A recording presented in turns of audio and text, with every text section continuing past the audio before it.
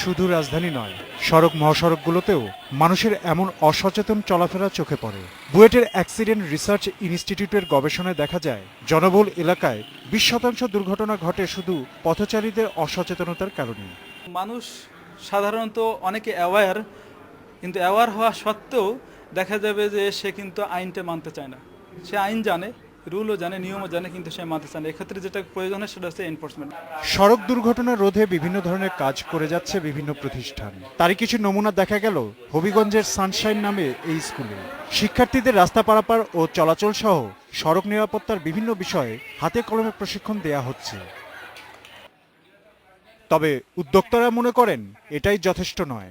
ওনাদের নিয়ে আসি, একটা প্রশিক্ষণ দিয়ে ওয়ার্কশপ করি, ওনারা ওখানে ওই যে সড়ক দুর্ঘটনার সমস্যাটা আছে সেই সমস্যাটা সমাধানের জন্য কি করতে হবে ওনাদেরই আমরা সহযোগিতা করি ওই সমাধানগুলি চিহ্নিত করতে।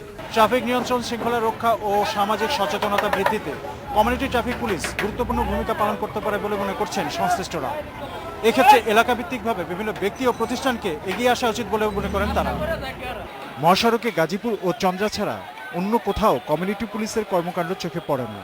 এক্ষেত্রে বিভিন্ন কলকারখানা, মার্কেট ও স্কুলগুলোতে কমিউনিটি পুলিশ গড়ে তোলার মাধ্যমে দুর্ঘটনা রোধ করা সম্ভব বলে মনে করেন বিশেষজ্ঞরা। মার্কেটের কিন্তু অনেকগুলো দোকান থাকে এবং দোকান থেকে কিন্তু তাদের একটা অ্যাসোসিয়েশন আছে কিন্তু, এবং সেই প্রত্যেকটি দোকান থেকে কিন্তু টাকা ওঠায় কিন্তু। তো সেই টাকা কি এই কাজে ব্যয় করতে পারে না? এবং স্কুলগুলো ওপেনিংয়ের সময়, ঢোকার সময় এবং বেরোনোর সময় সেখানেও যে বিশৃঙ্খলা হয়, কেন স্কুলগুলো আপনার বেতন নিচ্ছে না? সড়ক নিরাপত্তার জন্য বিদ্যালয় থেকে শুরু করে সব জায়গায় সচেতনতা বাড়ানোর জন্য ব্যক্তি ও কর্পোরেট প্রতিষ্ঠানগুলোর আরও জোরদার ভূমিকা আশা করছেন সংশ্লিষ্টরা। Khalid Arafat, independent news, Dhaka.